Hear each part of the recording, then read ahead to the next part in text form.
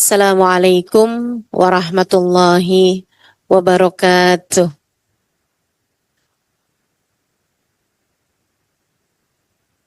Alhamdulillah. Wassalatu wassalamu ala Rasulillah Muhammad ibn Abdillah wa ala alihi wa sahbihi wa man walah. Subhanaka la ilma lana illa ma 'allamtana. Innaka antal alimul hakim. Rabbi syrah li sadri wa yassir li amri wahlul 'uqdatan min lisani yafqahu qawli. Amma ba'du. Alhamdulillah. Sama-sama kita hormati, kita muliakan segenap pengurusi dari Masjid Al-Amin. Kita doakan semoga semua pihak yang telah terlibat hingga terlaksananya acara pada hari ini, majelis pada pagi hari ini, semoga senantiasa dalam limpahan rahmat ridha Allah SWT, dalam lindungan dan bimbingan Allah SWT. Semoga hajat-hajat mereka dijabah Allah SWT. Semua urusan-urusan mereka diberi kemudahan oleh Allah SWT, insyaAllah. Amin ya rabbal alamin. Para ustadzah, para pimpinan majelis ta'lim, para pengajar-pengajar, dan semua yang hadir di majelis ini, mudah-mudahan semuanya dirahmati Allah, disayang Allah, disyafaati Rasulullah, dibahagiakan Allah, diampuni dosa-dosa kita oleh Allah, ditutup aib-aib kita oleh Allah, dihidupkan kita sebagai hambanya yang salehah.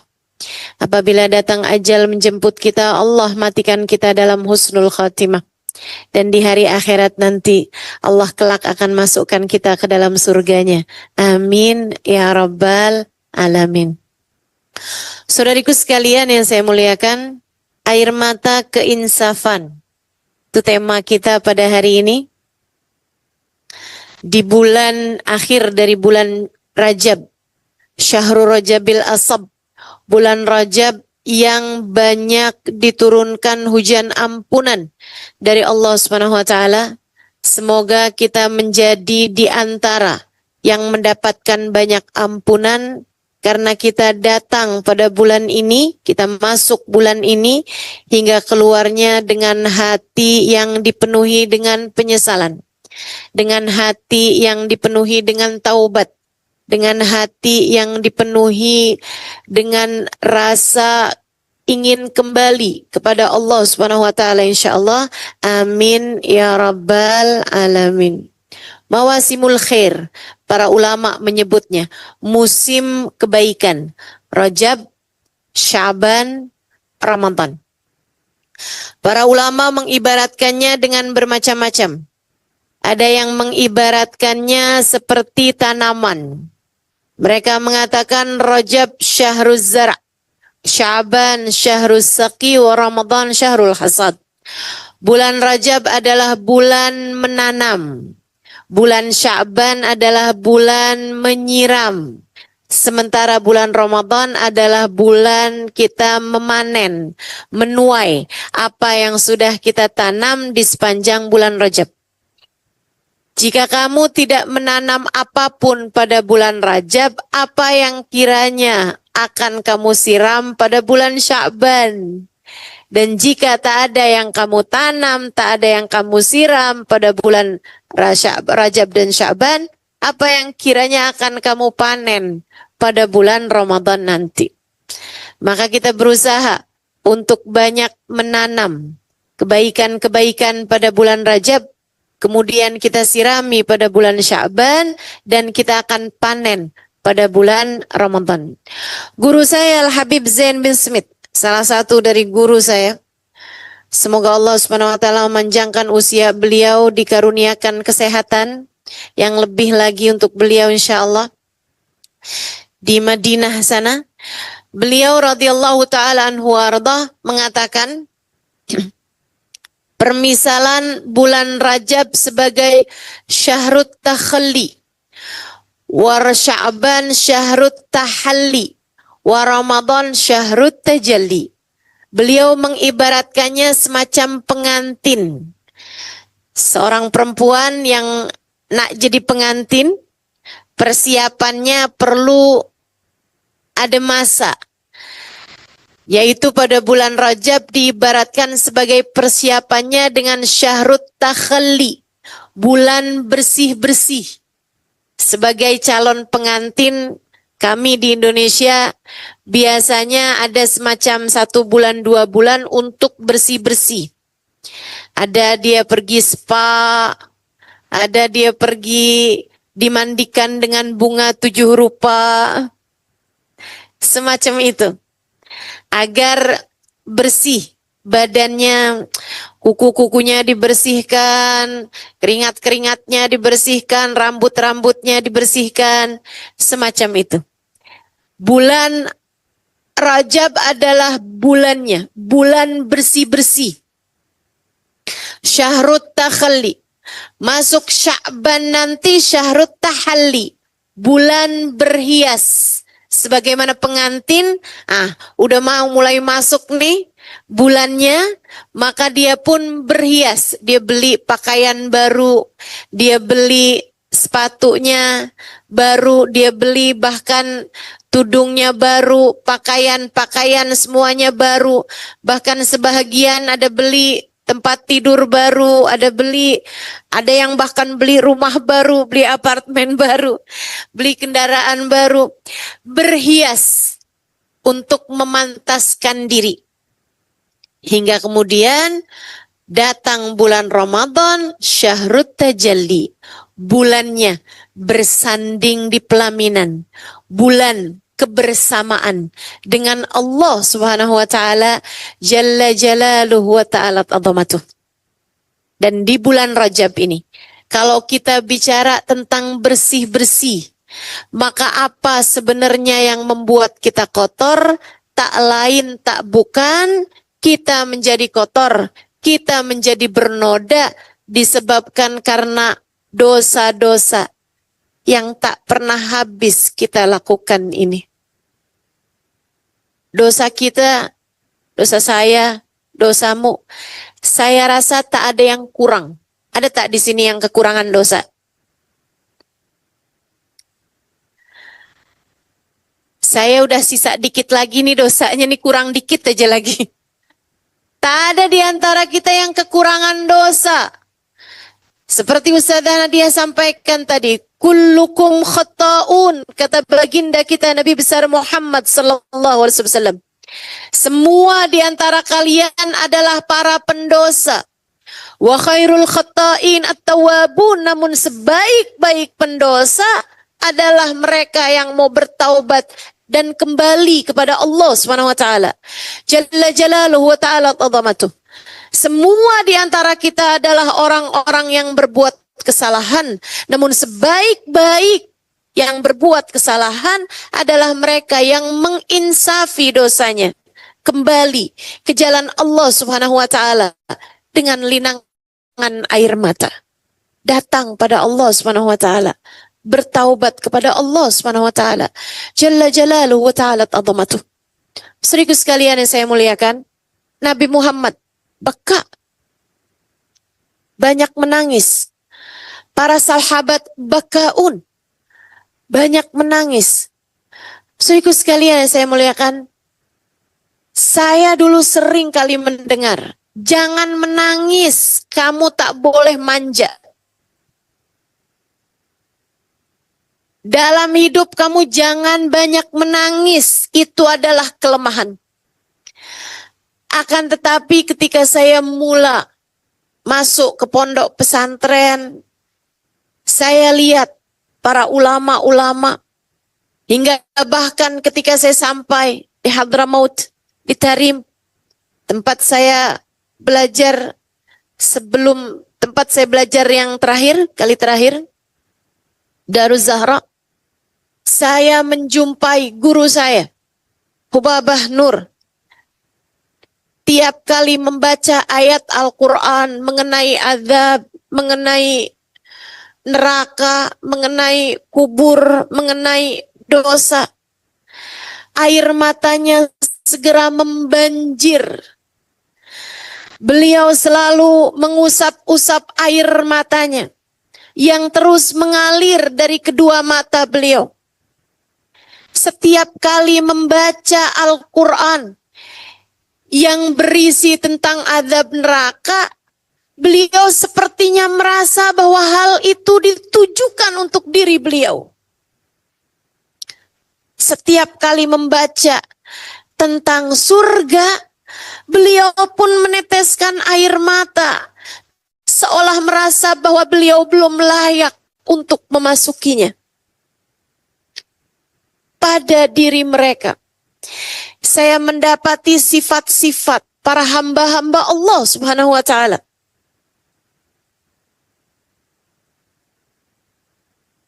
Ketika diceritakan tentang hamba-hamba Allah, kita banyak membaca tentang sifat mereka yang ketakutan. Yakhirruna lil alqani sujada, kata Allah Subhanahu wa Ta'ala. Mereka adalah orang-orang yang ketika mereka merasa takut, mereka sujud kepada Allah Subhanahu wa Ta'ala dengan linangan air mata, dengan tangisan. Saya berjumpa Sayyidil Habib Umar bin Hafid yang setiap kali menceritakan tentang baginda Nabi Muhammad, beliau menangis. Yang setiap kali menceritakan tentang azab kubur, azab api neraka, beliau menangis.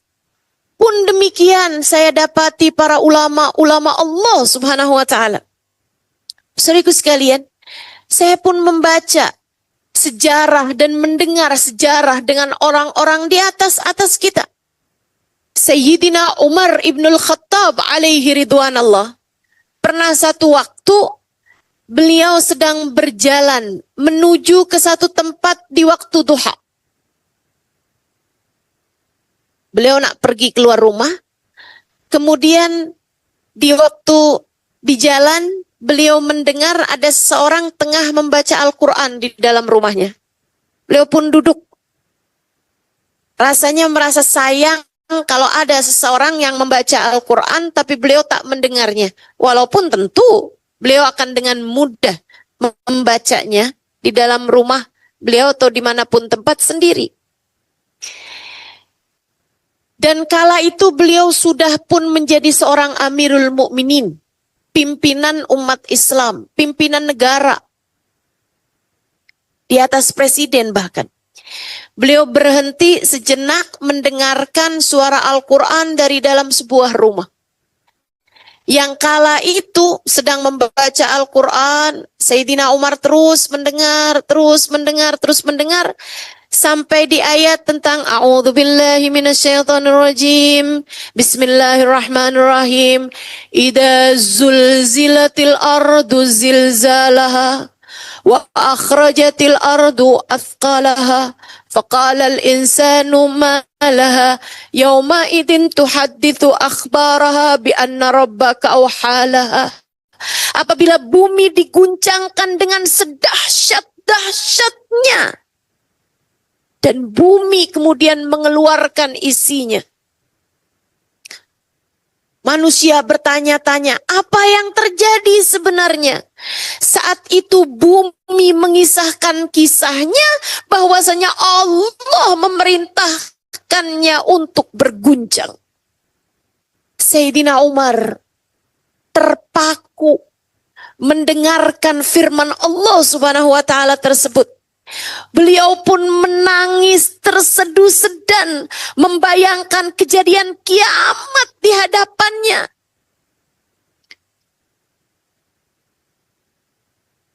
Bi anna rabbaka awhalaha fa amma man thaqulat mawazinuhu fa huwa fi syadrin radiyah. Dalam ayat yang lain Allah menceritakan di ayat-ayat dari Idza zulzilat, kemudian al-adiyat sesudahnya, dan sesudahnya lagi Al-Qari'ah, ayat-ayat tentang hari kiamat. Sayyidina Umar menangis di depan pintu rumah orang tersebut hatta yughma alaih, sampai beliau pingsan.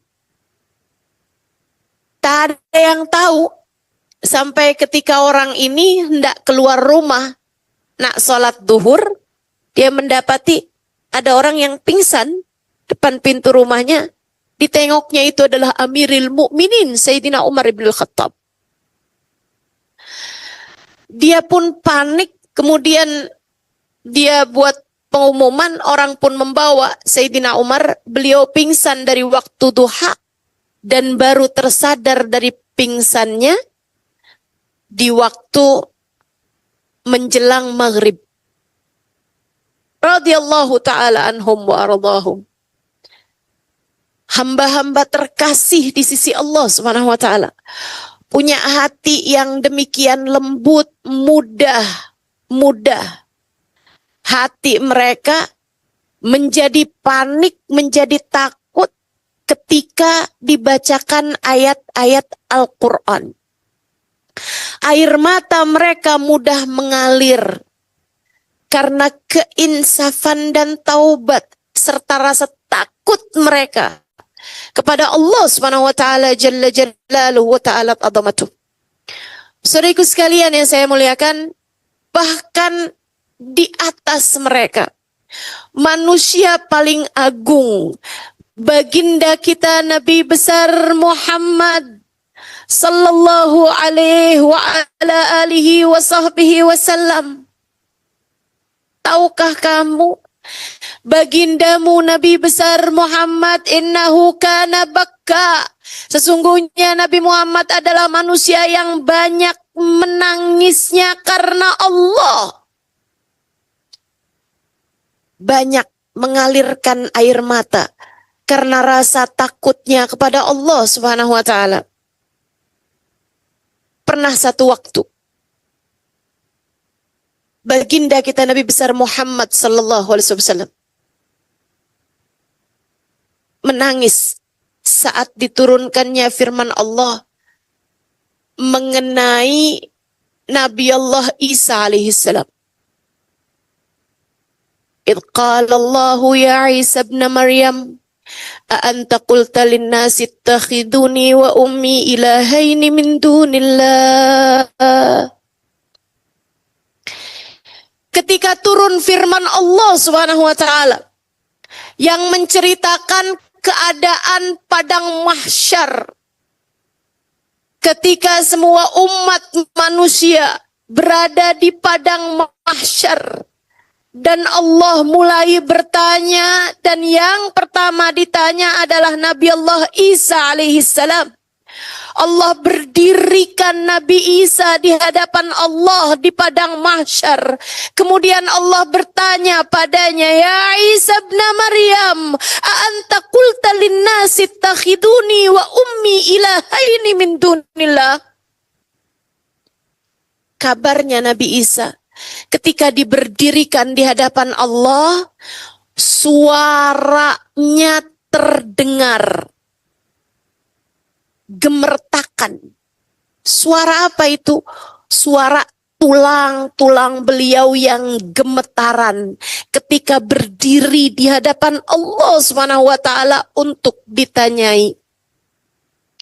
Hingga suara gemertakan tulang beliau terdengar oleh semua yang ada di padang mahsyar. Nabi Isa, Ruhullah, hamba terkasih di sisi Allah Subhanahu wa ta'ala. Allah kemudian bertanya padanya, Ya Isa ibn Maryam, a'anta qulta linnasi ittakhiduni wa ummi ilahaini min dunillah. Wahai Isa bin Maryam, adakah kamu pernah berkata kepada kaummu, jadikan aku dan ibuku sebagai Tuhan lain selain Allah? Untuk waktu yang lama Nabi Allah Isa tak mampu menjawabnya. Hingga kemudian beliau menjawab, Subhanaka ya Rabb, ma qultu lahum illa ma amartani bih. Ya Allah, Maha Agung Engkau. Aku tak pernah mengatakan apapun kecuali yang Kau perintahkan aku untuk mengatakannya. Untuk menyembah-Mu ya Allah sebagai Tuhanku dan Tuhan mereka semuanya. In kuntu qultuhu faqad alimtah. Ya Allah, jika aku pernah mengucapkannya kepada kaumku, Engkau tentu mengetahuinya. Ta'lamu ma fi nafsi wa la a'lamu ma fi nafsik. Engkau tahu segala tentangku, sedangkan aku tak tahu apapun tentangmu.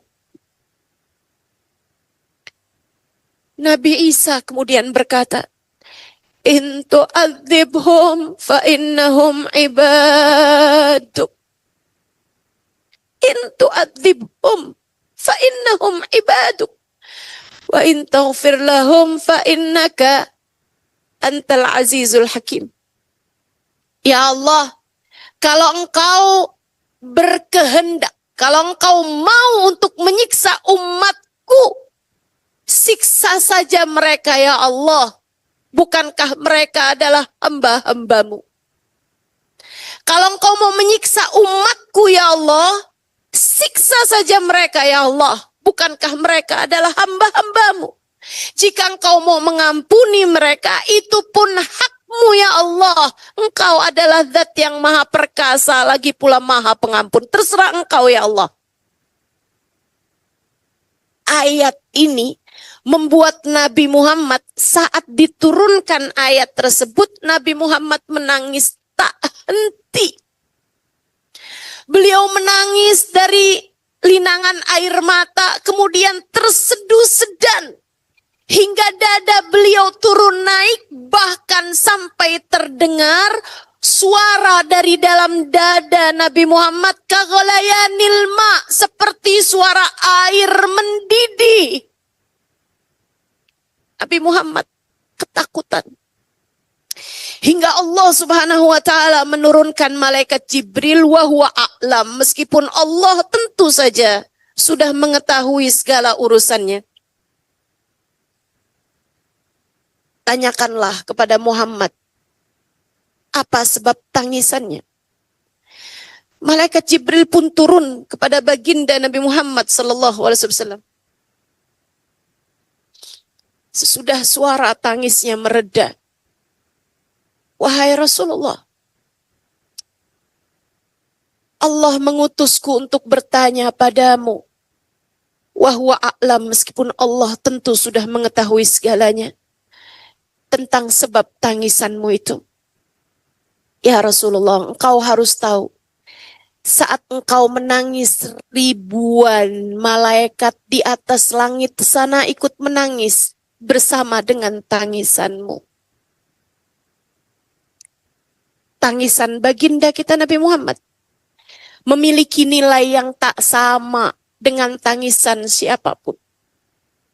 Satu tetes air matanya adalah ribuan, bahkan mungkin jutaan tetes air mata dari yang lainnya.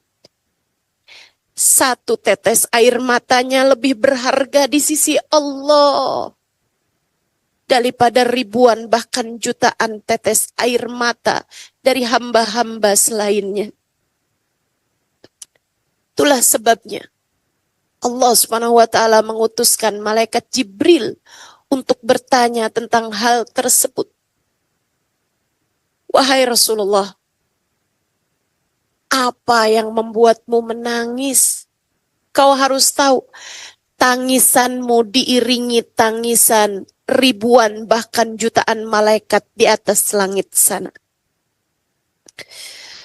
Nabi Muhammad mengatakan, wahai Jibril, bagaimana aku tidak menangis ketika diturunkan ayat ini? Nabi Isa menyerah dari umatnya di akhirat nanti dengan berkata, Intu atibhum fa innahum ibaduk. Jika engkau hendak menyiksa hamba-hambamu, umatku, siksa sajalah mereka ya Allah. Wahai Jibril, Aku tak mau itu terjadi pada diriku. Umatku wahai Jibril, umatku wahai Jibril.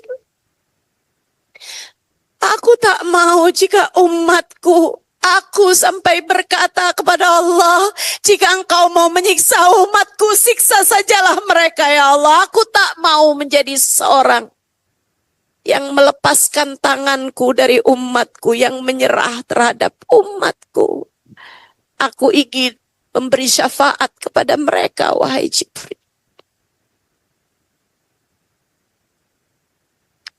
Baginda kita Nabi besar Muhammad, innahu kana bakka, seorang yang banyak menangis.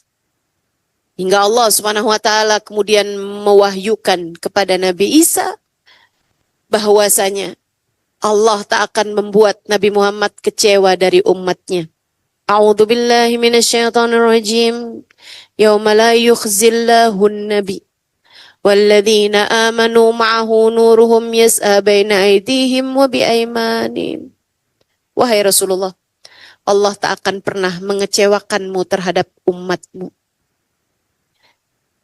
Yauma la yukhzillahu an-nabi. Di hari akhirat nanti Allah tak akan mengecewakan Nabi Muhammad.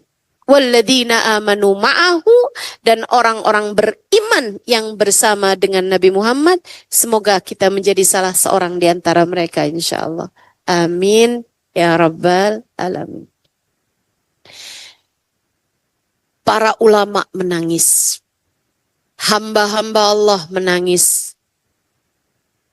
Para sahabat Nabi kita Muhammad menangis. Khawatir, takut terhadap dosa-dosa mereka. Padahal dosanya tak seberapa. Bahkan mungkin yang mereka anggap dosa sebenarnya bukanlah dosa. Apalagi jika kita melakukannya. Apalagi jika kita yang melakukannya. Mungkin kita tidak menganggapnya dosa bahkan. Tapi mereka menganggapnya sebagai dosa besar yang mereka ketakutan terhadap hal tersebut. Saudaraku sekalian yang saya muliakan, akan tetapi kita sekarang, dosa-dosa kita sudah jauh lebih besar dibandingkan dengan dosa mereka. Saudaraku sekalian yang saya muliakan, seperti Sayyidil Habib Umar, guru saya, guru beliau, Habib Muhammad bin Abdullah Al-Haddar, Habib Bana Umar bin Hafid, tumbuh dalam lingkungan yang sangat baik, terjaga dari dosa. Beliau tak lihat televisi, apalagi yang semacam kita, dengan segala macam tontonan-tontonan kita. Beliau bahkan tidak melihat wajah perempuan yang bukan mahramnya. Saudaraku sekalian yang saya muliakan, dosa apa yang beliau lakukan? Segitunya beliau setiap kali membaca tentang ayat azab, beliau setiap kali berbicara tentang dosa-dosa, air mata beliau mengalir dengan sangat deras. Guru beliau, Al-Habib Muhammad bin Abdullah Al-Haddar alaihi ridwanallah, ketika memandang wajah Habib Umar bin Hafid dalam keadaan beliau masih sangat muda, beliau mengatakan, hadzal fata ma ya'rif tariqul ma'siyah. Pemuda ini, yaitu Habib Umar bin Hafid, adalah seseorang yang tidak kenal caranya mengerjakan dosa. Dia tidak mengerti caranya berbuat dosa. Tapi mereka menangis dalam taubat mereka. Air mata keinsafan mengalir deras di wajah-wajah mereka. Kita sangat pantas untuk menangis. Habib Abdullah bin Alawi Al-Haddad dalam kitabnya An-Nasaih Ad-Diniyah mengatakan, hamba-hamba terkasih di sisi Allah Subhanahu wa taala, mereka menangis di waktu malam mereka atas persangkaan mereka terhadap dosa yang mereka sangka sebagai dosa, walaupun itu belum tentu dianggap sebagai sebuah dosa.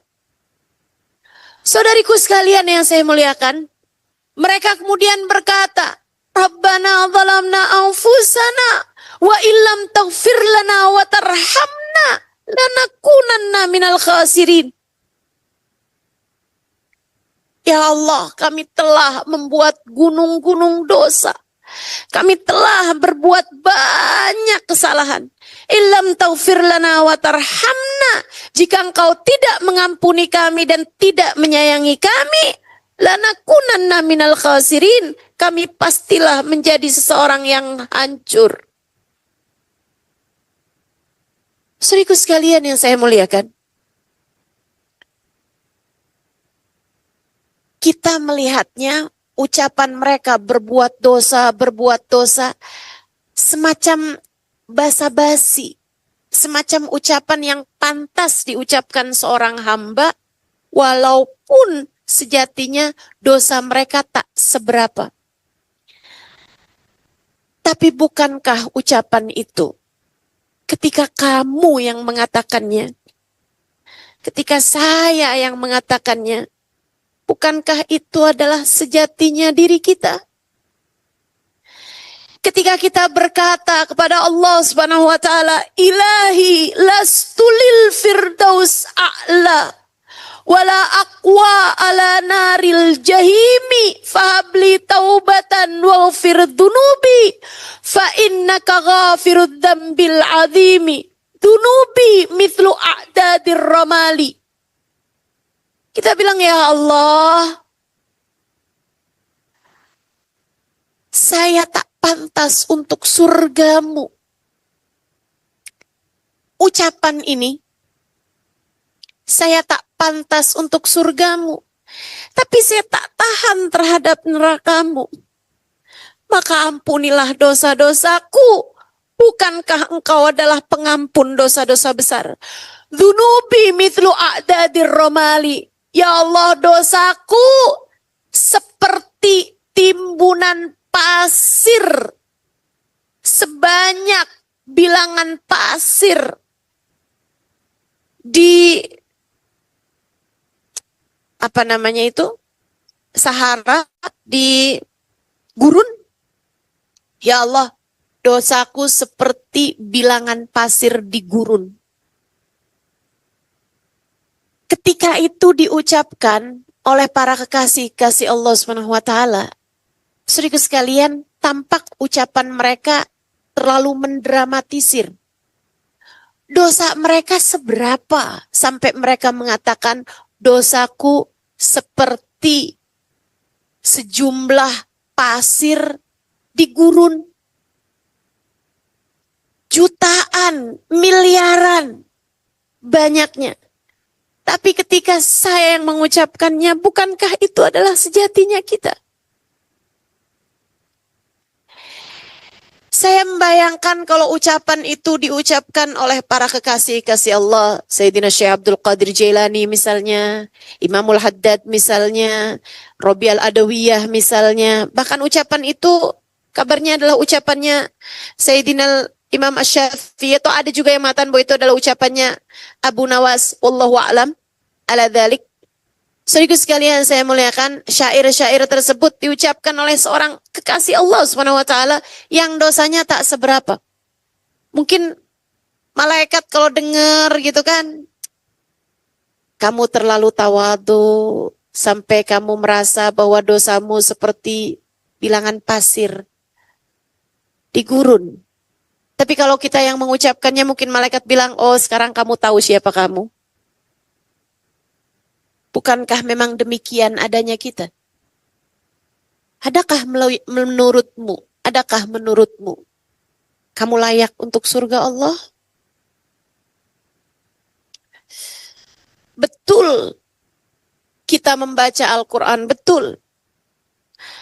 Tapi ada berapa banyak ucapan kita yang membicarakan aib orang lain? Ada berapa banyak ucapan-ucapan kita yang menyakiti hati orang lain?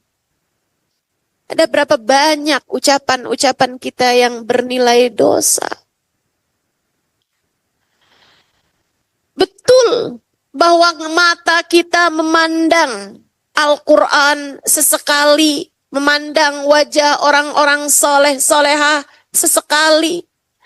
Tapi jika kamu bandingkan, ada berapa banyak pandangan haram yang dilihat oleh matamu dalam sepanjang hari-harimu saat hidupmu, baik secara langsung ataupun di layar gadgetmu itu, di layar handphonemu itu.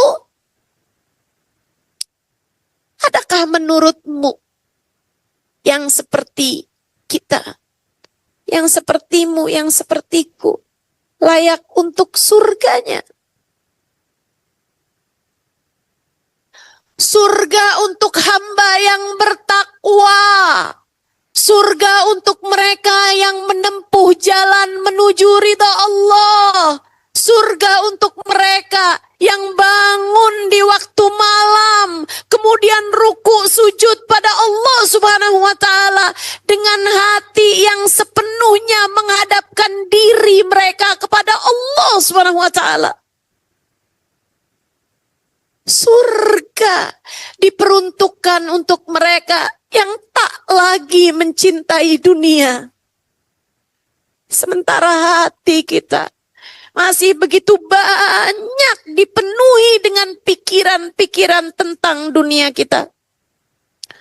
Surga untuk mereka yang hanya mengharap ridha Allah Subhanahu wa taala.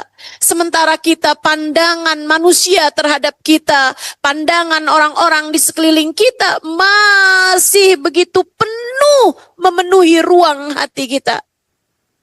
Apakah dia sayang kepada kita? Apakah dia cinta pada kita? Apakah dia tak berbagi hati dengan perempuan yang lain? Terus saja dalam pikiran-pikiran kita. Surga Allah peruntukkan untuk hamba-hambanya yang tidak menginginkan. Liman la yuriduna uluan fil ardi. Untuk mereka yang tidak menginginkan tinggi di dunia. Tidak menginginkan nama baik di dunia. Untuk mereka yang cita-citanya adalah Allah Subhanahu wa taala dan negeri akhirat. Adakah menurutmu yang sepertimu, yang setiap hari hanya memikirkan besok makan apa, hari ini makan apa? Pikiran kita adalah apa yang masuk dalam perut kita. Adakah menurutmu yang seperti kita layak untuk surga? Bagaimana jika Allah bertanya, mengapa dalam hidupmu yang kamu pikirkan hanyalah tentang duniamu, dan sedikit sekali kamu berpikir tentang aku? Saudaraku sekalian yang saya muliakan, saya tergelitik dengan ucapan seorang ulama. Ketika dia membaca, dia bilang, saya kalau baca Quran suka tersinggung. Dia bilang, saya baca di Quran tentang sifatnya orang munafik. Alladzina idza qamu ila salati qamu kusala yura'unan nas wa la yadhkurunallaha illa qalila. Allah ketika bercerita tentang orang-orang munafik, sifat-sifatnya, kata Allah Subhanahu wa taala, alladzina idza qamu ila salati qamu kusala. Orang-orang yang apabila hendak berdiri menuju salat, mereka berdiri juga tapi dalam keadaan malas. Alladzina idza qamu ila salati qamu kusala yuraunan nas, selalu mencari pandangan orang, selalu mencari penilaian orang, wala yadhkurunallaha illa qalila, dan mereka tidak mengingat Allah, tidak berzikir kepada Allah illa qalila, kecuali sangat sedikit sekali.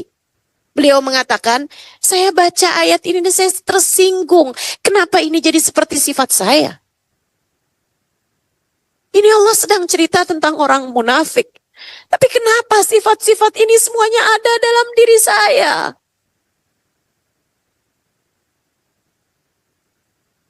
Betapa kita ketika berdiri menuju sholat seringkali berdiri dalam keadaan malas. Betapa kita seringkali mencari pandangan manusia, penilaian manusia begitu besar dalam pikiran kita. Tentang apa pandangan orang tentang saya, bagaimana penilaian orang tentang saya. Suami saya, apakah dia mencintai saya, apakah tidak mencintai perempuan lain selain saya. Begitu besar pandangan orang dalam hati kita. Yura'unan nas, ingin dilihat orang sebagai orang baik, ingin didengar orang sebagai orang baik, selalu ingin dipandang orang lain sebagai orang baik. Padahal Allah memandang hati kita dan Allah lihat betapa busuknya hati kita. Yura'unan nas wala yadhkurunallaha illa qalila, dan tidak mengingat Allah kecuali sangat sedikit sekali. Dan berapa banyak kita berzikir kepada Allah. Betapa kita ternyata lebih mirip orang munafik daripada orang muslim.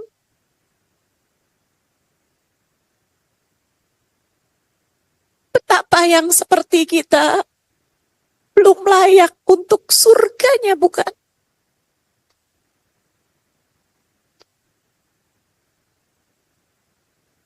Betapa yang seperti kita belum layak untuk surganya.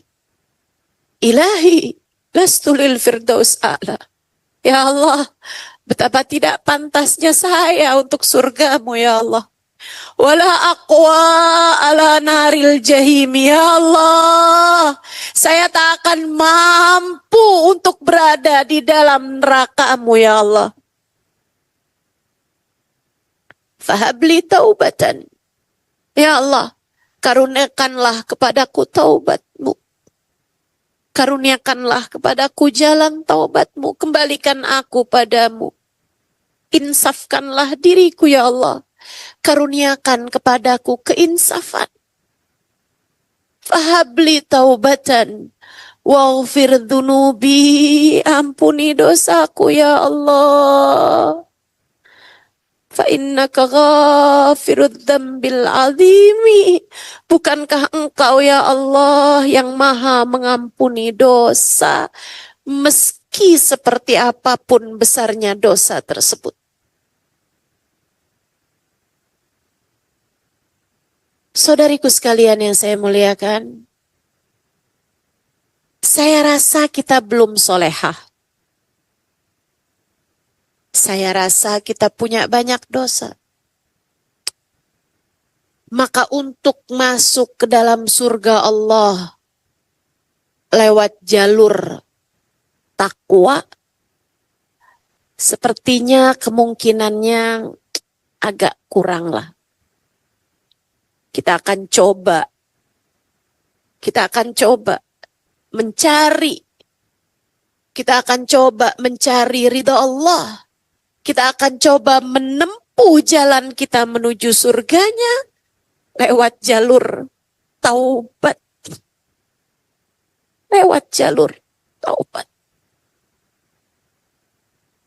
Lewat jalur. Kita kembali kepada Allah Subhanahu wa ta'ala.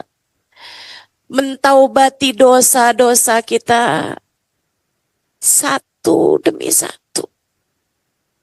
Kita perbaiki langkah-langkah kehidupan kita sedikit demi sedikit. Kita perbaiki diri kita. Menangisi keadaan kita di hadapan Allah Subhanahu wa ta'ala.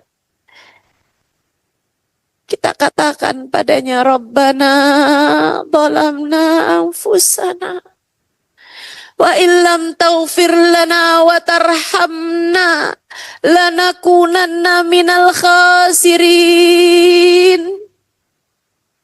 Ya Allah, kami telah mengerjakan begitu banyak dosa. Wa illam taghfir lana, jika Engkau tidak mengampuni kami ya Allah, wa tarhamna, dan jika Engkau tidak menyayangi kami ya Allah, lanakunanna minal khasirin, pastilah kami akan menjadi orang-orang yang hancur, celaka, rugi. Kita harus sungguh-sungguh meminta ampunan pada Allah Subhanahu wa Ta'ala. Sebab dosa kita dah pasti. Dosa kita sudah pasti. Ampunannya belum tentu. Sementara waktunya sudah semakin dekat untuk datang kematian kepada kita. Dan kalau sampai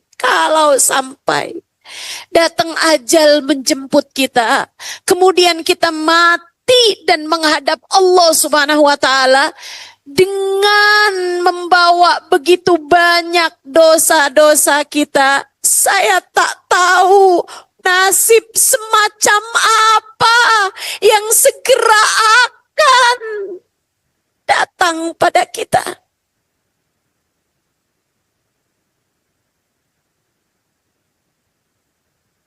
Dengan dosa yang sudah kita lakukan selama ini. Jika kita melewati jembatan Sirat dan Allah berkehendak untuk membuat kaki kita tergelincir hingga kita masuk ke dalam api neraka, sudah pantas rasanya. Jika Allah tidak mengampuni satu saja dosa kita, dan kemudian saat melewati jembatan Sirat, Allah berkehendak untuk membuat kaki kita tergelincir dan kita kemudian masuk ke dalam api neraka, sudah pantas baginya melakukan itu.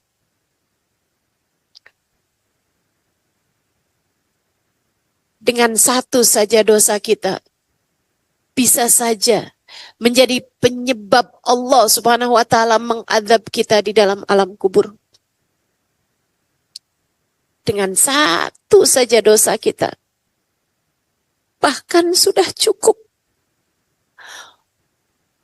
untuk Allah Subhanahu wa Ta'ala mencabut iman saat datang sakaratul maut.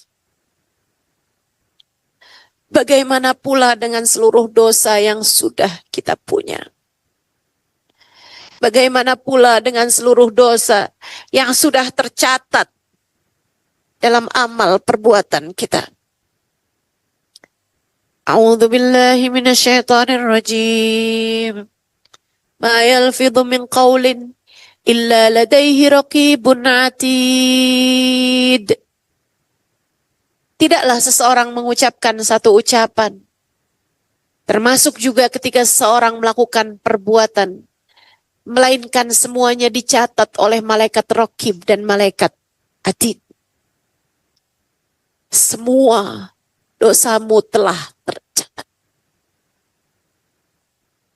Semua dosa kita telah tercatat untuk kelak diberikan kepada kita.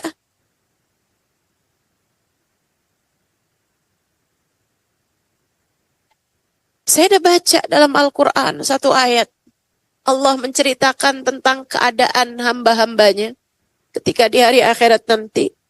Ketika diperlihatkan dosanya. Yawaddu law anna bainahu wa bainahu amadan ba'ida.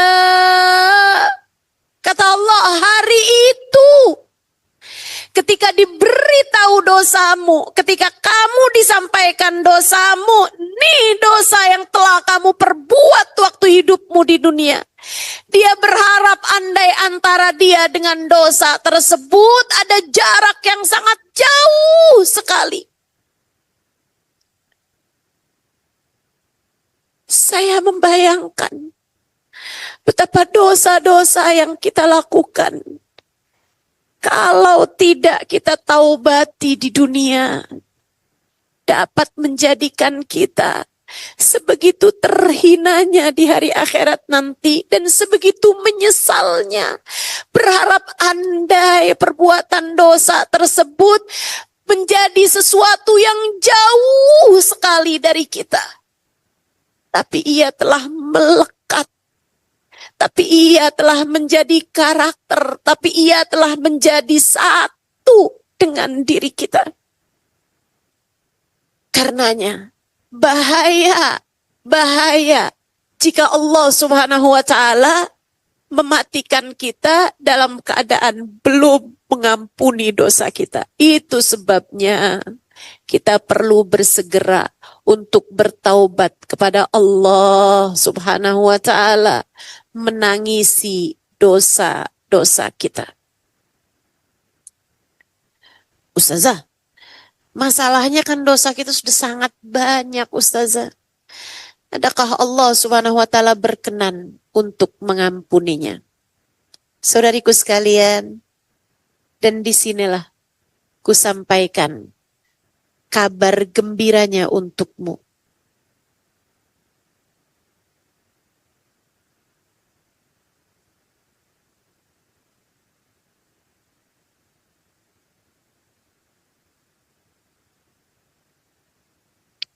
Jika kamu merasa dosaku emang sudah sangat banyak, Ustazah. Rasanya macam taubat itu kan putar arah, terbalik. Pusing balik, pusing. So, ikut sekalian, kita merasa jalan kita sudah terlampau jauh. Sehingga kalau nak putar balik gitu, rasanya apa mungkinkah kiranya kita akan kembali ke jalan yang benarnya gitu. Kadang kita merasa, udah terlanjur salah, sudah terlanjur dosa, kita lanjutkan sajalah. Sudah sepertinya memang seperti inilah jalan saya. Saudaraku sekalian yang saya muliakan, tak ada yang begitu besar ketika Allah hendak mengampuni. Sebagaimana tak ada yang kecil jika Allah hendak memperhitungkan. Saya ulangi, dosamu tak ada yang cukup besar jika Allah berkehendak untuk mengampuni. Sebagaimana jangan remehkan, sebab tak ada yang kecil jika Allah hendak memperhitungkan. Ada satu ungkapan dari guru saya, Sayyidil Habib Umar bin Hafid, yang seringkali saya merasanya sebagai semacam obat buat saya. Ungkapan guru-guru kita, ungkapan para ulama-ulama kita, seringkali jadi obat untuk kita, bukan?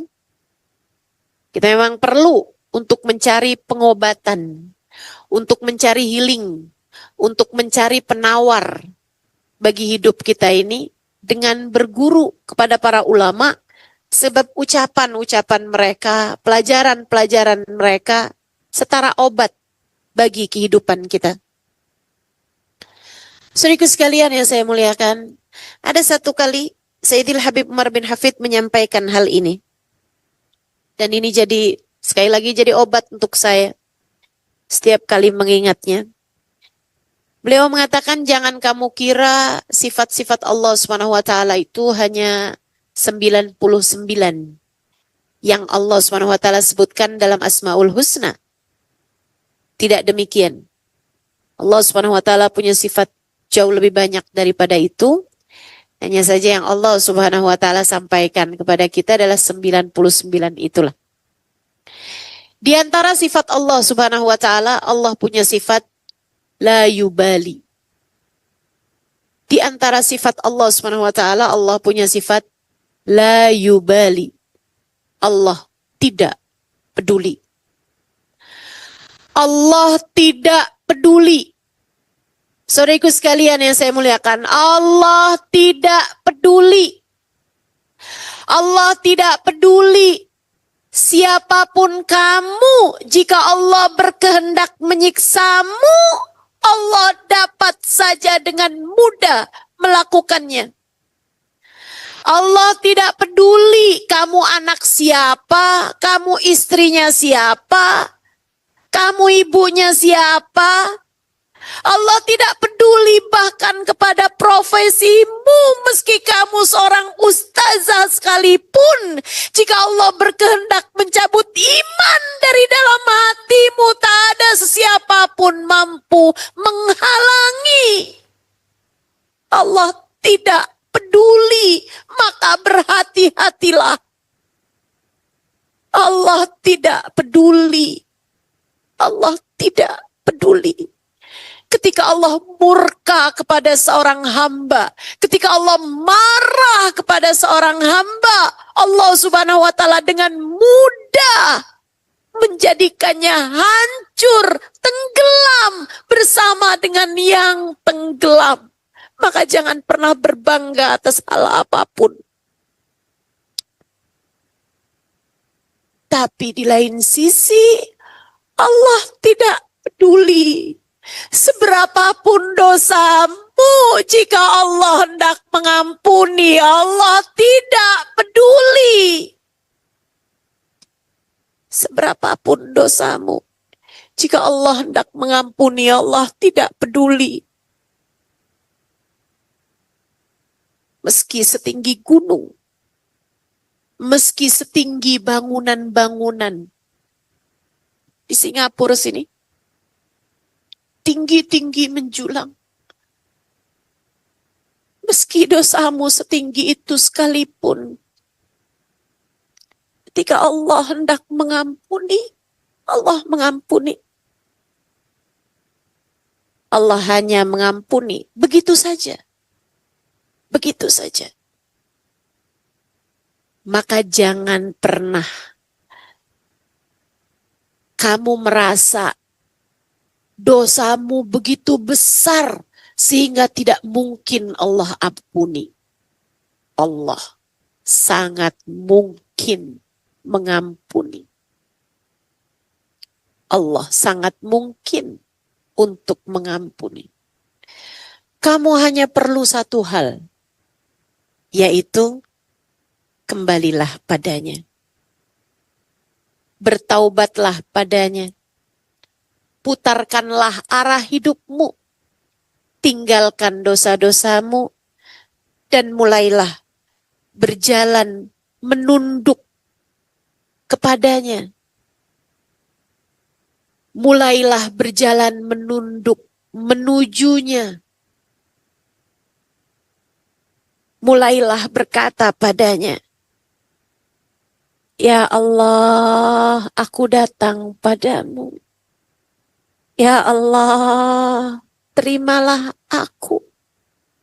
Ya Allah, ampunilah dosa-dosaku. Mulailah berucap, Allahumma anta rabbi wa ana abduka. Allahumma anta rabbi la ilaha illa anta khalaqtani. Ya Allah, engkau adalah Tuhanku. Tak ada Tuhan kecuali engkau. Engkaulah yang telah menciptakanku. Wa ana abduka.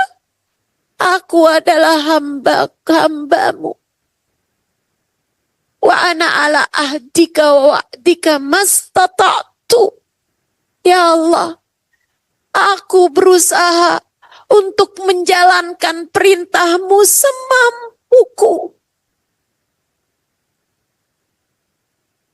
Abu'u laka bini'matika alayya wa abu'u bidambi. Ya Allah, Engkau selalu datang padaku dengan bergunung-gunung kenikmatan.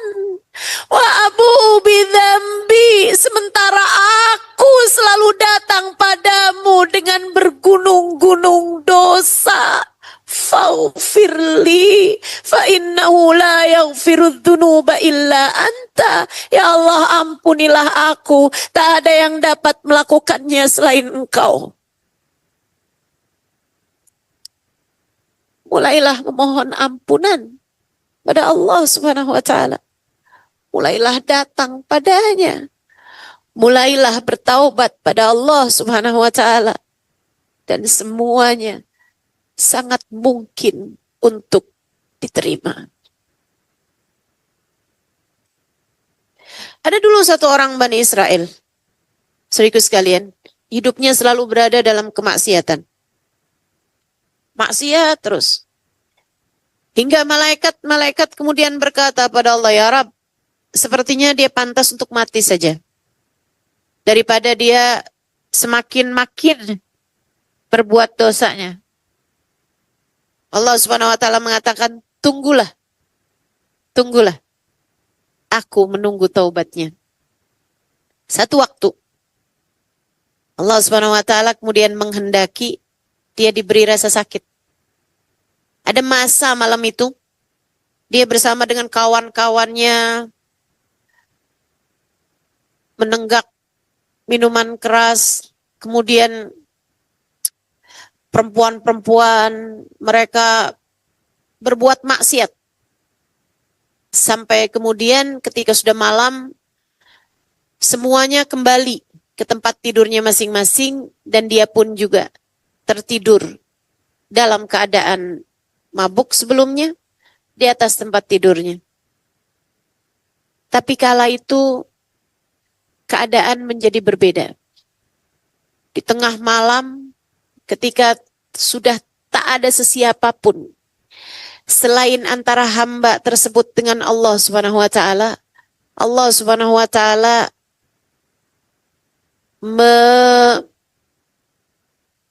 menyempitkan salah satu dari aliran darah dalam tubuhnya. Kram. Dia pun kesakitan setengah mati. Dalam kesakitannya tersebut, dia berusaha untuk memanggil pelayannya, tapi tak ada sesiapapun yang mendengar. Dia berusaha untuk bergerak keluar menuju pintu, namun jangankan keluar menuju sana, sekedar menggerakkan jarinya saja ia tak mampu. Kesakitan yang luar biasa. Dia berusaha untuk menjangkau apapun dan melakukan apapun, namun usahanya sia-sia belaka. Kesakitannya menjadi semakin berat, semakin berat, semakin berat. Saat itulah dia kembali mengingat Allah. Kita nih sebagai hamba, saat semua pintu sudah terkunci, Allah seringkali menjadi satu-satunya pintu yang terbuka. Saat semua jalan buntu, Allah adalah satu-satunya yang siap membantu. Saat itulah ketika ia sudah tak lagi tahan dengan rasa sakit yang dia rasakan. Saat itulah ketika dia sudah putus asa untuk meminta bantuan. Saat itulah ketika tak ada lagi yang dapat ia lakukan. Ia ingat Allah. Kemudian ia mulai menyebut namanya. Ia berkata, ya Allah. Ya Allah. Ya Allah. Dan kamu tahu, kisah ini disampaikan guru saya Sayyidil Habib Umar bin Hafid berdasarkan di salah satu hadisnya baginda kita Nabi besar Muhammad sallallahu alaihi wasallam. Kamu tahu apa jawaban Allah?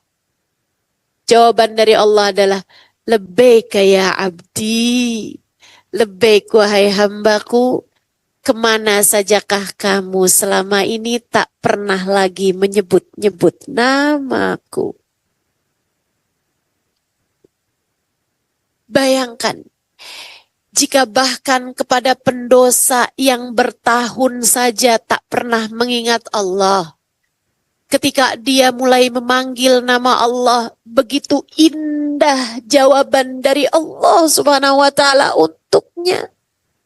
Bukankah sangat mungkin ketika kamu memanggil-manggil namanya, dalam taubatmu, dalam keinsafanmu, dalam air matamu, kamu berkata, ya Allah, ampunilah aku ya Allah, hambamu yang selama ini lari darimu ingin kembali padamu ya Allah.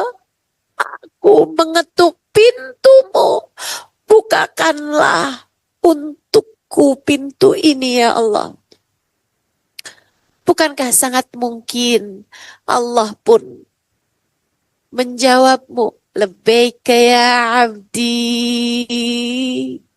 labbaik wahai hambaku, aku ada untukmu. Kemarilah, kemarilah. Dalam hadis qudsi, Allah Subhanahu wa taala mengatakan, apabila aku lihat hambaku datang dengan bergunung-gunung dosa, aku akan menyambutnya dengan bergunung-gunung ampunan. Sahibul Burdah mengatakan, innal kabaira fil ghufrani kalamami. Dosa-dosamu sebesar apapun itu, ketika Allah berkehendak untuk melemparkannya ke dalam lautan ampunan, ia hanyalah semacam buih di dalam samudra ampunan Allah. Sekali lagi, kita hanya perlu untuk datang kembali padanya. Untuk datang bertaubat pada Allah Subhanahu wa taala. Dengan sungguh-sungguh mohonlah ampun padanya. Di sisa bulan Rajab yang sisa sedikit ini, semoga Allah Subhanahu wa taala mempersiapkan ampunan-ampunannya untukmu. Mari kita akhiri kajian ini dengan saya akan memimpin istighfar. Kamu boleh mengikutinya sudah saya. Mudah-mudahan Allah Subhanahu wa taala berkenan mengampuni dosa-dosa kita. Astaghfirullahaladzim. Astaghfirullahaladzim. Alladzi la ilaha illa anta.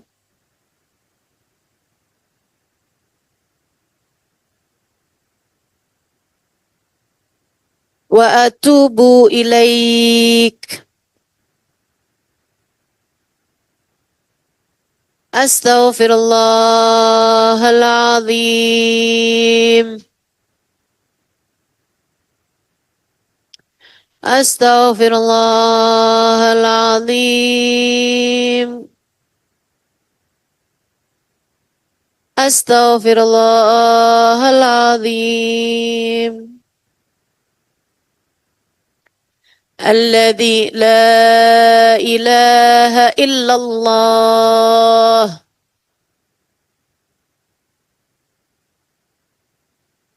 Wa atubu ilaih. Ya Allah. Ya Allah. Ya Allah. Ya Allah. Ya Allah. Allahumma anta Rabbi. La ilaha illa anta.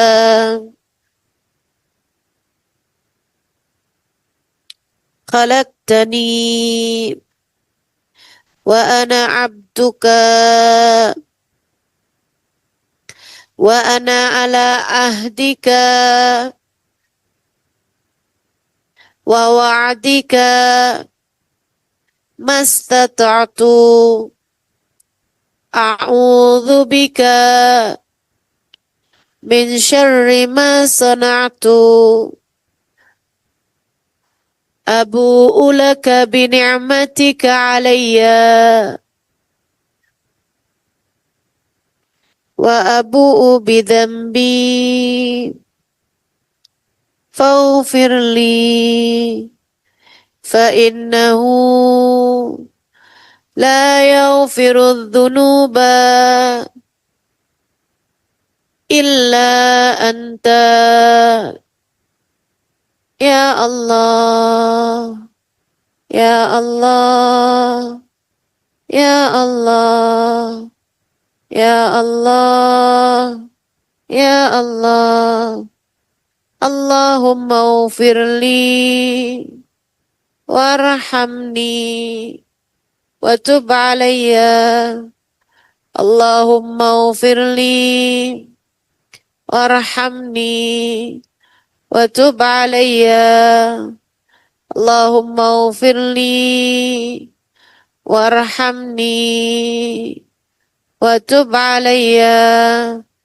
Allahumma ufir lana, warhamna, wa tub alayna. Allahumma ufir lana, warhamna, wa tub alayna. Allahumma ufir lana, warhamna, wa tub alayna. Ya awwalal awwalin, ya akhiral akhirin, ya dzal quwwatil matin, ya rahimal masakin, wa ya arhamar rahimin. Ya Allah, pandanglah kami dengan pandangan kasih sayang-Mu, ya Allah. Lihatlah semuanya, ya Allah. Pandanglah kami dan ampunilah kami, ya Allah. Pandanglah kami dan ampunilah kami, ya Allah. Ya Allah, jika Engkau hanya berkenan memandang hamba-hamba-Mu di antara kami yang sudah solehah, lantas yang belum solehah, siapa untuknya, ya Allah? Ya Allah, jika Engkau hanya berkenan mengampuni yang dosanya sedikit di antara kami, atau yang dosanya kecil di antara kami, ya Allah, lantas yang dosanya banyak ini, ya Allah, kepada siapa kami harus memohon ampunan? Bukankah Engkau adalah Sang Pengampun dosa? Bukankah Engkau kabarnya tak peduli seberapapun banyaknya dosa hamba? Apabila ia datang memohon ampunan padamu, Engkau berkenan untuk mengampuninya. Maka pandanglah kami semuanya tanpa terkecuali, meskipun yang paling banyak dosanya, meskipun yang paling besar dosanya, ampunilah semuanya, ya Allah. Ampunilah semuanya, ya Allah. Termasuk dosa kami kepada orang tua kami yang telah berpulang. Ampunilah dosa kami, ya Allah. Kami tak mungkin lagi untuk meminta ampun dan maaf kepada mereka, tapi Engkau dapat melakukannya untuk kami, ya Allah. Engkau dapat melakukannya untuk kami. Ampuni semuanya, ya Allah. Ampuni semuanya, ya Allah. Yang kecilnya, yang besarnya, yang sedikitnya, yang banyaknya, bahkan yang paling menjijikkannya, ya Allah.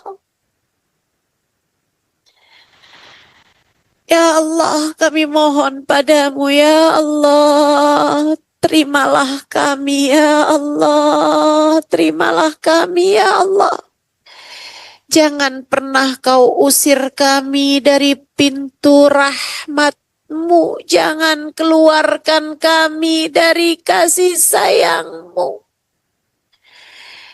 Jangan keluarkan kami dari keimanan padamu. Tetapkan iman Islam dalam hati kami, ya Allah. Tetapkan iman Islam dalam hati kami, ya Allah. Ya Allah, kami bahagia sebagai hamba-Mu. Maka terimalah kami sebagai hamba-Mu.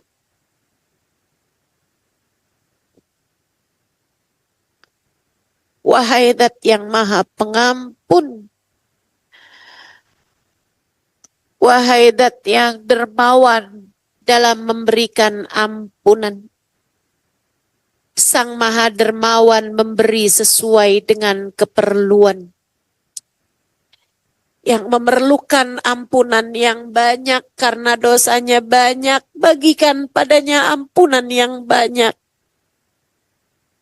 Yang memerlukan ampunan yang besar karena dosanya besar, bagikan padanya ampunan yang besar.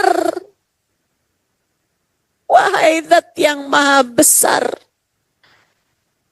karuniakanlah kepada kami ampunan-Mu yang besar.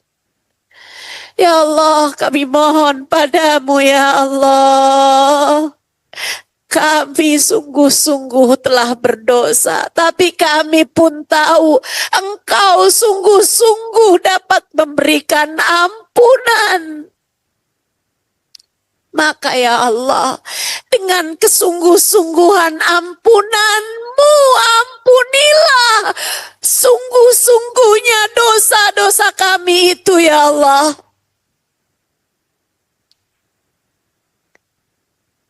Ya Allah, kami percaya Engkau Maha Pengampun. Maka jangan pernah jadikan kami putus asa dari ampunan-Mu, ya Allah. Ampunilah segenap dosa kami ini, ya Allah. Ya Allah, doa yang sama kami mohonkan untuk orang-orang tersayang yang kami punya. Kedua orang tua kami, ampunilah dosa mereka, ya Allah. Suami kami, anak-anak kami, ampunilah dosa mereka, ya Allah. Saudara-saudari kami, ponakan-ponakan kami, sahabat-sahabat kami, semua orang-orang yang kami sayangi, ampunilah dosa kami, ya Allah. Tetapkan iman Islam dalam hati kami. Ya Allah, berkahi kami di sisa Rajab kami. Berkahi kami di bulan Sya'ban kami, bimbing kami, ya Allah. Agar dapat sungguh-sungguh melaksanakan apa yang paling Kau inginkan untuk dilakukan seorang hamba pada waktu-waktu yang mulia ini. Ya Allah, sampaikan umur kami pada bulan Ramadan. Karuniakanlah kepada kami, ya Allah, ibadah seperti hamba-hamba yang Kau cinta di sisi-Mu, ya Allah. Bantu kami untuk berpuasa. Bantu kami untuk tarawih. Bantu kami untuk ibadah. Bantu kami untuk banyak membaca Al-Quran. Bantu kami untuk bersedekah. Bantu kami untuk berbuat banyak kebaikan-kebaikan. Bukankah kami hamba-Mu, ya Allah? Kami tak dapat melakukan apapun tanpa hidayah, tanpa bimbingan dan tanpa bantuan dari-Mu, ya Allah.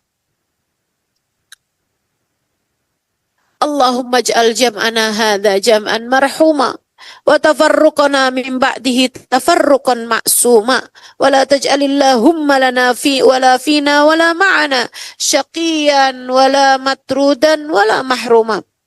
Allahumma inna nas'aluka minal uquli awfaraha, minal adhani asfaha, wa minal a'mali azkaha, wa minal akhlaqi atyabaha, wa minal arzaki azzalaha, minal afiyah akmalaha, minal dunya khairaha, wa minal akhirah na'imaha bihaqqi sayyidina Muhammadin sallallahu alaihi wasallam. Allahumma qsim lana min khasyatik ma tahulu bihi bainana wa baina ma'asik, wa min ta'atik ma tuballighna bihi jannatik, wa minal yaqin ma ما تهون به علينا مصائب الدنيا ومتعنا اللهم بأسمائنا وأبصارنا وحولنا وقوتنا ما أبقيتنا إنك على كل شيء قدير اللهم جملنا بالعافية والسلامة وحققنا بالتقوى والاستقامة وأعذنا من موجبة الندامة في الهال والمآل إنك سميع الدعاء اللهم ربنا آتنا في الدنيا حسنة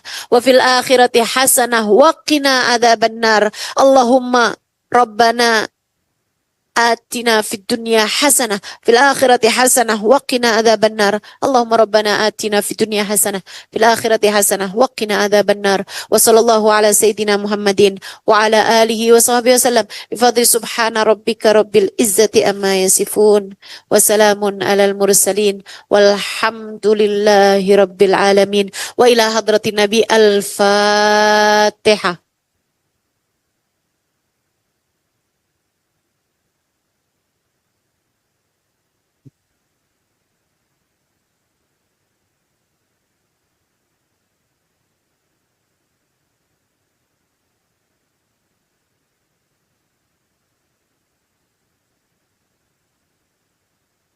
Terima kasih. Mudah-mudahan Allah Subhanahu wa taala berkenan mengijabah doa-doa kita dan juga menerima taubat kita insyaallah. Terima kasih segala perhatiannya. Kurang lebihnya mohon maaf. Mudah-mudahan bermanfaat. Billahi taufiq wal hidayah. Wal afu minkum. Wassalamualaikum warahmatullahi wabarakatuh.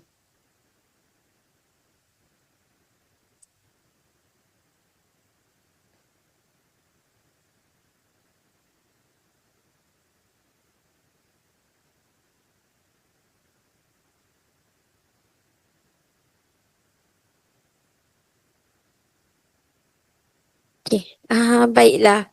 Sebelum sekarang waktu berehat 10 minit sambil kita berikan masa untuk Ustazah berehat, saya mewakili daripada Masjid Al-Amin ingin merakamkan setinggi-tinggi penghargaan pada semua.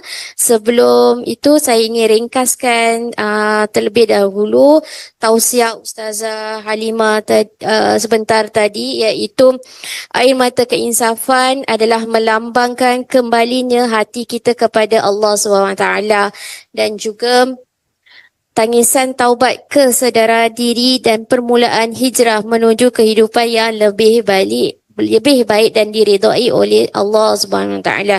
Semoga kita semua bersama-sama mendapat syafaat Rasulullah sallallahu alaihi wasallam. Amin ya rabbal alamin. Okey, oleh itu sebelum kita sekarang waktu berehat, tapi sambil-sambil waktu berehat, pihak kami memohon agar para hadirin dapat meluangkan masa untuk melihat risalah. Sebelum tadi hadir di masjid, ada pihak masjid ada beri risalah, betul? Okay, dan dalam risalah tu ada beberapa program-program daripada Masjid Amin yang akan menganjurkan, insya-Allah, untuk maklum. 10 menit lagi saja untuk menjawab soalan.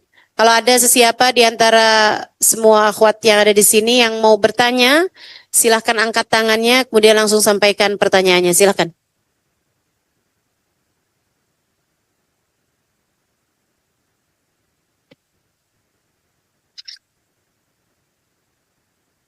Assalamualaikum warahmatullahi wabarakatuh. Waalaikumsalam warahmatullahi wabarakatuh. Masya Allah, tabarakallah, alhamdulillah saya dipertemukan kembali setelah dari Batam. Akhirnya di sini juga kembali bertemu. Alhamdulillah. Ada salah satu pertanyaan saya mungkin Ustazah Halimah. Apabila saya atau kita semua berbuat maksiat atau berbuat dosa atau berbuat khilaf dan itu sudah dicatat oleh Allah. Tetapi ketika kita sudah bertaubat nasuha dan tidak melakukannya kembali, apakah di hari akhirat nanti Allah tetap mencatat dosa kita itu? Baik. Terima kasih Ustazah Halimah. Bila taufiq wal hidayah. Wassalamualaikum Siapa namanya tadi? warahmatullahi wabarakatuh. Waalaikumsalam warahmatullahi Nama saya Inawan dari Inawan. Ya. Tapi alhamdulillah, iya Inawan. Inawan, baik. Ya. Terima kasih Ustazah. Ya, sama makasih. Baik ya. Ukhti kita ini, Nawan bertanya tentang apakah apabila seseorang berbuat dosa, kemudian dia bertaubat, nasuha dengan dosa tersebut, dia sungguh-sungguh minta pada Allah Subhanahu wa taala ampunan hingga Allah pun mengampuninya. Apakah nanti di hari akhirat catatan dosa tersebut tetap ada ataukah tak lagi ada? Sehingga sekalian saya muliakan, Rahman Rahimnya Allah Subhanahu wa taala kepada kita, apabila kita bertaubat pada Allah Subhanahu wa taala, memang Allah Subhanahu wa taala yang punya hak apakah Allah hendak mengampuni atau tidak. Dan jika Allah Subhanahu wa taala mengampuni, maka Allah Subhanahu wa taala satu memaafkan dosa tersebut. Ketika Allah Subhanahu wa taala memaafkan, artinya Allah tidak akan mengazab dia dari dosa tersebut. Kemudian yang keduanya, Allah Subhanahu wa taala menghapuskan dosa tersebut. Ini yang dimaksudkan dengan firman, dengan sabda Nabi Muhammad SAW, At-taib minad dhanbi kaman la dhanbalah. Orang yang sudah bertaubat dari dosanya dianggap seperti tidak pernah berbuat dosa. Dalam artian Allah pun menghapuskan dosanya tersebut. Allah pun menghapuskan dosanya tersebut, tak lagi tertulis di dalam catatannya, dan juga pertama tadi itu kan Allah tidak akan mengazabnya. Kemudian kalau Allah Subhanahu wa taala menerima taubatnya, tentu saja Allah Subhanahu wa taala kemudian akan menghapuskan dosanya tersebut, dianggap oleh Allah Subhanahu wa taala seperti tidak pernah berbuat dosa. Hanya saja perlu catatan, ini ada notnya ini ya. Jangan ceritakan dosa-dosamu kepada siapapun. Sebaiknya kamu jangan pernah menceritakan dosa kepada siapapun. Tidak ada konsep pengakuan dosa di dalam agama kita. Perlu dicatat, tak pernah ada konsep pengakuan dosa kepada manusia di dalam ajaran agama kita. Karenanya tak perlu untuk menceritakan dosamu kepada siapapun. Teman-teman sekalian saya muliakan, sebab khawatirnya terutama yang suka menceritakan dosa dalam keadaan pamer terhadap dosa tersebut walaupun sesudah dia bertaubat. Misalnya, dulu tuh saya memang sangat bandel sekali, sangat nakal sekali, saya dulu berbuat begini, walaupun sekarang saya sudah bertaubat, saya sudah tak lagi buat itu. Tapi menceritakan dosa tersebut walaupun dalam jalur pentaubatan sekalipun, jangan lakukan itu. Kenapa? Karena khawatir di akhirat nanti kalaupun Allah Subhanahu wa taala sudah menutupi aib-aib kita, Allah sebagai zat yang maha adil, terkadang ketika ada yang protes kepada Allah, ya Rabb, dia pernah cerita kepada saya bahwa dia berbuat dosa begini, kenapa tak ada catatannya? Itu Allah sebagai zat yang maha adil terkadang menampilkan catatan tersebut hanya karena orang ini pernah menceritakannya di dunia. Nah, ini mudah-mudahan Allah Subhanahu wa taala ampuni dosa kita dan tidak menampilkan dosa tersebut, menghapuskannya secara langsung. Bahkan teman-teman saudaraku sekalian, orang kalau sudah bertaubat, taubatan nasuha, terkadang naik dari yang hanya diampuni, kemudian dihapuskan, kemudian dicintai. Allah mencintainya. Seperti firman Allah Subhanahu wa taala, A'udzubillahi minasyaitonirrajim, innallaha yuhibbut tawwabin. Sungguhnya Allah Subhanahu wa taala cinta kepada hamba-hambanya yang selalu bertaubat pada Allah Subhanahu wa taala. Allah cinta kepada hamba-hamba yang sungguh-sungguh bertaubat pada Allah Subhanahu wa taala. Bahkan terkadang naik lagi sesudah dicinta Allah Subhanahu wa taala, seperti yang Allah Subhanahu wa taala sebutkan dalam Al-Furqan ayat 70, kata Allah Subhanahu wa taala, yubaddilullahu sayyiatihim hasanat. Allah gantikan dosa-dosanya dengan catatan pahala. Luar biasa. Kamu hanya perlu taubat dengan sungguh-sungguh pada Allah Subhanahu wa taala untuk mendapatkan benefit ini ya, untuk mendapatkan karunia-karunia besar dari Allah Subhanahu wa taala, kemanfaatan dari Allah Subhanahu wa taala ini insyaallah. Mudah-mudahan Allah karuniakan taubat nasuha pada kita sekalian.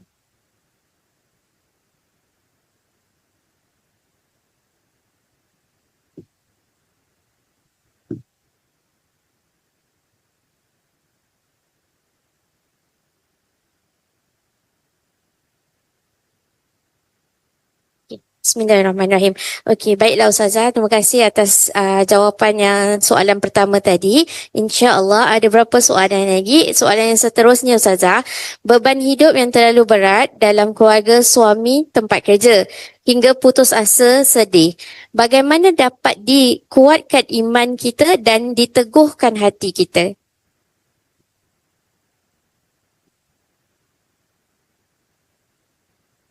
Mohon maaf.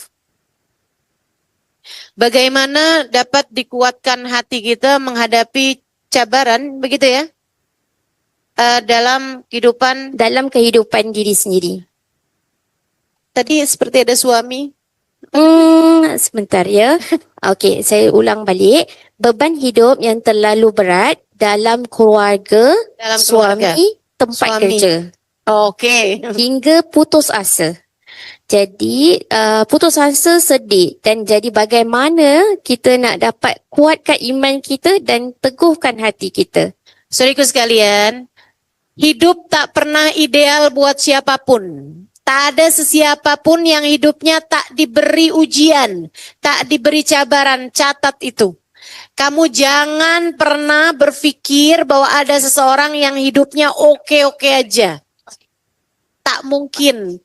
Siapapun pernah sampai dalam masa hidupnya, ada masa dia berada di dalam titik terendah kehidupan. Tak mengapa. Sebab kita semua memang lemah. Itu adalah cara Allah untuk kamu kembali kepada Allah Subhanahu wa taala, dan cara Allah agar kamu menyerahkan, mengandalkan Allah Subhanahu wa taala dalam urusan kamu tersebut. Kita semua lemah. Karenanya bersandarlah kepada Allah. Kembalikanlah kepada Allah Subhanahu wa taala. Jangan segala-gala kamu perlu pikirkan. Jangan segala-gala kamu mau selesaikan. Tidak semua hal harus kamu selesaikan. Ada banyak di antara urusan tersebut. Kamu hanya perlu berkata, wa ufawwidu amri ilallah. Innallaha basirum bil ibad. Dan aku serahkan urusanku kepada Allah, sebab aku tahu Allah Subhanahu wa taala adalah zat yang maha melihat kepada hamba-hambanya. Serahkan urusan kepada Allah.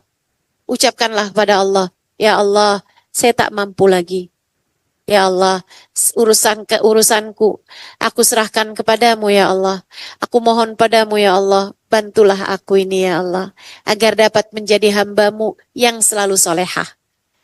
Saudaraku sekalian, satu poin, ingat-ingat ucapan saya. Jangan pernah berusaha mengendalikan sesuatu yang kamu tidak pegang kendalinya. Jangan pernah berusaha untuk mengendalikan sesuatu yang remote-nya tak berada di dalam tanganmu. Tentang bagaimana sikap suamimu berada di luar kendalimu. Tentang bagaimana keadaan keluargamu di luar kendalimu. Tentang bagaimana urusan pekerjaanmu, bagaimana kamu menghadapi bos, bagaimana kamu menghadapi rekan kerja yang suka sikut sana, sikut sini, tekan kamu begini, tekan kamu begitu, di luar kendalimu. Kamu tak mampu menguasai orang. Kamu tak dapat menguasai orang. Tapi tenang saja, kamu tak akan diminta Allah untuk memperbaiki orang. Kamu hanya diminta untuk memperbaiki dirimu sendiri. Kamu tidak akan dimintai pertanggungjawaban atas sikap orang lain kepadamu. Kamu hanya akan dimintai pertanggungjawaban atas sikapmu kepada orang lain. Jadi jangan sibukkan pikiranmu dengan pertanyaan, kenapa dia begitu, kenapa dia begini, tapi tanyakan saja kepada dirimu, apa sikap terbaik yang Allah minta untuk saya berlaku padanya? Apa cara saya yang terbaik yang Allah minta saya melakukannya? Terhadap siapapun yang berbuat salah, maafkan. Terhadap siapapun yang berbuat kebaikan, balaslah dengan kebaikan yang lebih baik lagi. tanpa perlu kamu curigai kebaikannya. Ahsin ilaman asa'a ilaik, kata Nabi Muhammad. Berbuat baiklah bahkan kepada yang berbuat buruk padamu. Jangan berusaha membalas keburukan orang lain. Dan jangan pula meminta Allah untuk membalas keburukan orang lain. Saya sih sabar aja ya, tapi saya minta Allah biarkan balas. Nah, tak payahlah. Urusan balas-membalas, biarkan itu menjadi urusan antara dia dengan Allah Subhanahu wa taala. Tenang aja. Saudaraku sekalian saya muliakan, kamu hanya diminta untuk melakukan apa yang kamu perlu lakukan. Maka tanyakan terus kepada dirimu, apa yang Allah mau untuk saya melakukannya. Bagaimana Allah maunya saya berbuat apa? Kamu konsentrasi kepada perbaikan diri kamu aja. Perbaikan hubungan antaramu dengan Allah Subhanahu wa taala. Selebihnya kepada siapapun berbuat baiklah. Terima kasih. Begitu ya insya-Allah. Baik, saya ada soalan terakhir untuk Ustazah buat masa ni. Soalan terakhir iaitu, soalan dia ringkas je Ustazah. Dalam 5 patah perkataan, iaitu bagaimana nak jadi cantik menurut Ustazah.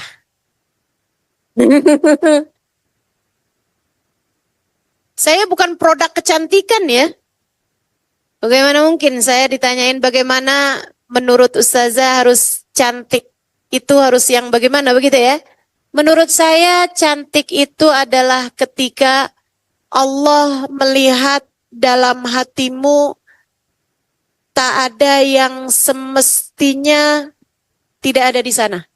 Maksudnya begini, ketika Allah Subhanahu wa taala mendapati hatimu indah, mencintai yang semestinya dicintai, dan tidak ada kebencian terhadap siapapun, saat itulah kamu memiliki kecantikan sejati.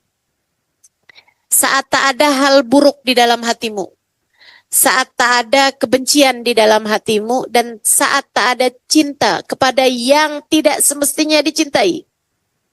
Dan ketika di dalam hatimu penuh cinta kepada yang sepatutnya dicintai, pada saat itulah hatimu indah dan dengannya kamu menjadi wanita cantik yang seutuhnya. Wassallallahu ala sayyidina Muhammadin wa ala alihi wasallam. Bifadli subhana rabbika rabbil izzati amma yasifun. Wassalamun alal mursalin. Walhamdulillahi rabbil alamin.